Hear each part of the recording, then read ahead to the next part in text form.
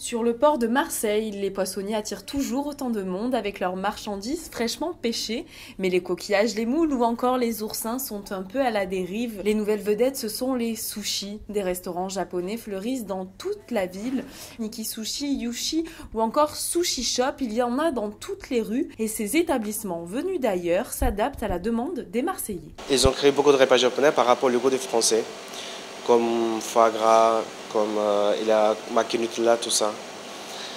Donc à Marseille, ce que je vois en 2009, il y avait très peu de restaurants japonais parce que les Marseillais ne connaissent pas trop les restaurants japonais et les sushis. Donc là maintenant, les gens de Marseille connaissent un peu le sushi, qu'est-ce que c'est que ça, le poisson cru avec du riz, tout ça. Et normalement, ça va être bien développé d'ici quelques années.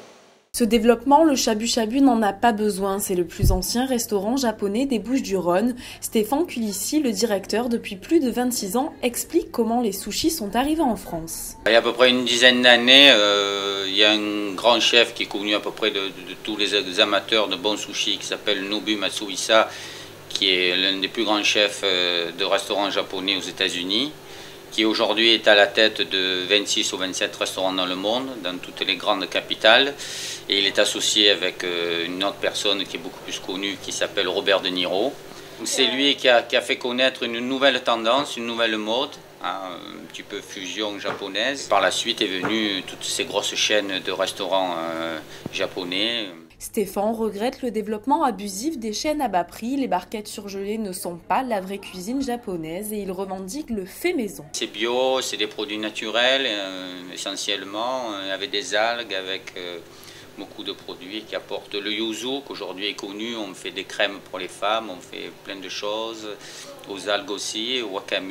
C'est un petit peu la tendance par rapport à ce qu'on parle actuellement de toutes les viandes, donc le poisson reste encore naturel. Ce poisson cru, les Marseillais en raffolent. Nous avons rencontré quelques adeptes. Moi je suis plutôt saumon, que c'est assez rapide au niveau du service et ça rend bien service, au moins on n'a pas à faire la cuisine et c'est plutôt bon, il y a du choix, on mange quand même du poisson, c'est assez équilibré et je pense que c'est pas très calorique donc c'est plutôt pas mal pour la ligne. J'aime bien maki crevette et maki thon, ça change du McDo. De la pizza et voilà, je trouve quand on n'a pas le temps, qu'on finit tard, c'est toujours pratique. Je trouve qu'il y a pas mal de choix. Il y a des restaurants qui sont plus traditionnels que d'autres et voilà, je trouve qu'il y a pas mal de nouveaux restos qui sortent avec des sushis un peu différents qui changent, avec de la mangue en plus ou des choses comme ça et je trouve que c'est plutôt sain comme nourriture. Attention, les apparences sont souvent trompeuses. Les sushis ne sont pas vraiment diététiques, comme nous l'explique cette spécialiste de la nutrition. Les 6 sushis saumon correspondent à une petite frite au McDo.